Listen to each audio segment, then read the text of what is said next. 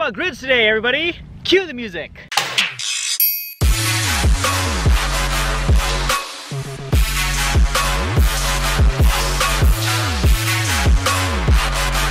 Alright, if you guys are new to my channel, please make sure you hit that subscribe button. It's the red button down below that says subscribe. That way you get notified of all new content that I come out with and related to martial arts, drumming, drum corps, things like that, indoor percussion. So make sure you guys subscribe so you're notified every time a new video comes out from me. Now, let's talk about the grid. Everybody talks about, like, what is the grid? How do you grid stuff, right? But first, this. This video is sponsored by Band. Band is a free group communication app for busy band directors, drum instructors, and section leaders to stay on top of what's going on with their ensemble members. It has essential features to keep everyone informed, including chat, polls, a group calendar with RSVP, and a group board where you can keep track of who's actually read your messages. I mean, don't you hate it when you send out an informative message and you have no idea if it was received or not? Well, with Band, you can tell who read your message so you can keep your homies accountable. Not only that, but Band helps you eliminate long email threads, after-hours phone calls and texts, and hopping around multiple applications to announce things like when and where events are happening.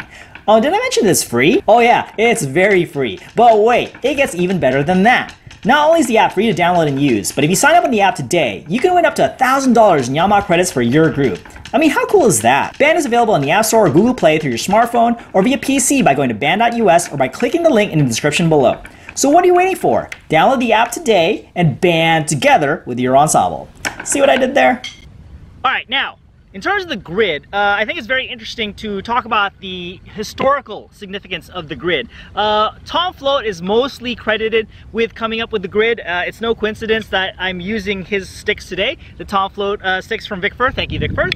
And, and I'll do a separate review video for these sticks. Love these sticks. It's like I've been using these ever since I was in high school. So, but yeah, Tom Float is mostly credited with this system called the grid. So what is the grid? And, like obviously we have the grid book series and stuff like that, shout out to them, but even they acknowledge that, pretty much Tom Float is the modern day, I guess you could say, grandfather or, godfather of gridding, okay? I mean, I'm sure he was doing this with the Blue Devils, and ever since I was marching, I learned about the grid, and it's so cool to see that it is widely used and understood today. So that is awesome. But for those of you guys who are new to it, like, you've heard of the grid. What is the grid? When you're gridding stuff, like, how do you grid, right? So, and I'm sure a lot of people say, like, if you want to get good at drums, you gotta learn how to grid, and you gotta be able to grid stuff. So, as a beginner, you're probably like, what the heck is that, right? So the grid is just basically an easy way to kind of expose you to different things over and over again. So, like, for example, with 16 notes,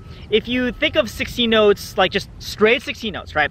That's basically your grid, okay? And what you're gonna do is you're gonna say, okay, well, I'm gonna play a diddle on every first partial of a 16th note, right? So 1 Iena, 2 Iena, 3 Iena, 4 Iena. Okay, every single time you play a diddle on that partial. Well, that's like plotting coordinates on a grid, right? Something that's consistent, and then you're like, okay, every single time this coordinate hits, I'm gonna do this thing, right? So, and then you can also say, okay, after 4 times, you can do it, let's say on the second partial, and then the third partial, and then the fourth partial. So it could look something like this.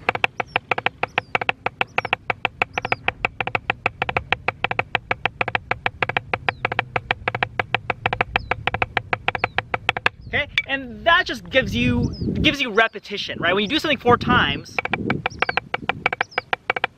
okay, so what is the point of doing something repetitively? Well, you're building consistency, right? You want to make sure that all diddles sound the same. You want to make sure all the heights are the same. You want to make sure the sound quality is the same. You want to make sure the timing is the same, right? So that's one thing. The other thing is just getting it in your hands, playing it over and over again, just to get you used to playing, let's say, diddle on the first partial of a 16th note. So that way, when you see in a piece of music and it says, okay, now play, a diddle in the first partial, like, you've seen it before. You've done it in an exercise. You've done it in a grid. So that's the whole point of gridding, right? It's like, creating the system where you can get all these reps and at the same time work on your consistency, right? Now, another way you could grid is the thing called 4-2-1. Okay, so now we talked about how, okay, you do something 4 times each, right? So diddle on the first partial, or let's change it to accents, right? So let's do accents on the first partial 4 times. Then on the second partial 4 times. Then the third. Then the fourth. Okay. Now what you can do is, instead of 4 times each, right, once, you're gonna do it 2 times each, twice. So it's now to go.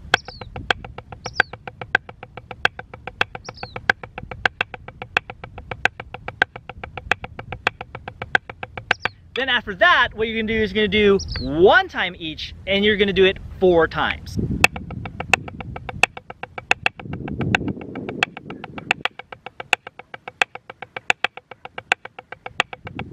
So now what you do 4-2-1, right? It's like when you get to the 2s, and especially when you get to the 1s, it shortens it. It makes it more like regular music, where you might see one of each thing, right, in a piece of music, and then that kind of exposes you to that type of experience, right? Where it's like you're playing a piece of music and it might go something like that.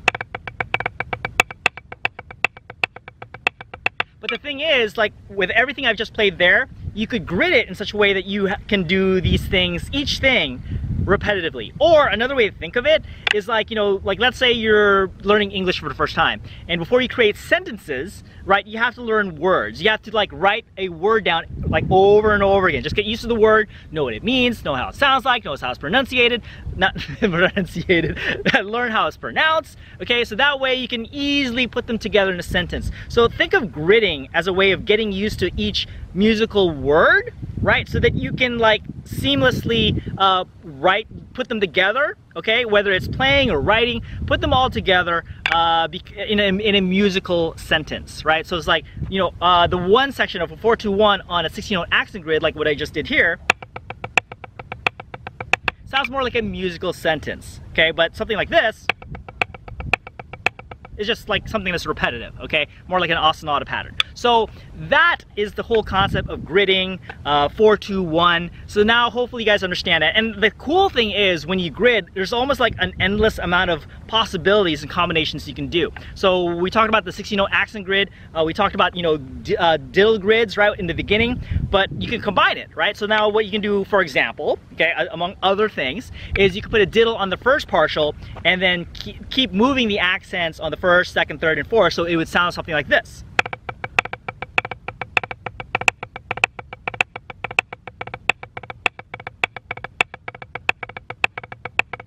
I mean, it's like, it's only limited by your imagination and what you think you can do. So like, for example, you can keep the diddle there, and then let's say flam on the third partial, right?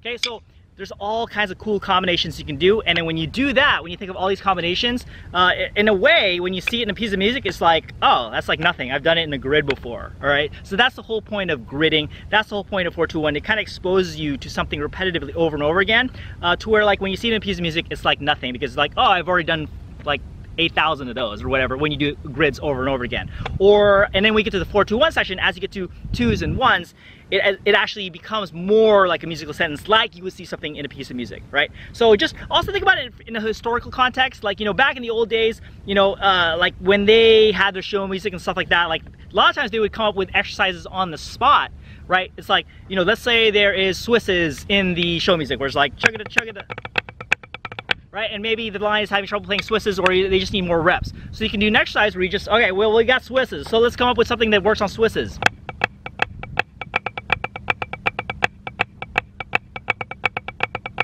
Right, and then there you go. That's the exercise, okay? So that's how a lot of these exercises came to be back in the old days. So, you know, Tom Flo was probably thinking, you know, what's a good, efficient way to expose these guys to, you know, like playing these musical phrases, right? And just, you know, taking each little sound bite and kind of working on those repetitively. Like 4-2-1 and the grid probably came out of that kind of thinking, okay? So hopefully you guys, and this is just, you know, kind of like my historical background on the things, like, you know, how I see it. That might not exactly be the case, but I think it just makes a lot of sense that it kind of came about that way. So hopefully you guys enjoyed this video. Hopefully you guys got a lot out of it. So hopefully now you understand what the grid is, what it means to do something as 4-2-1.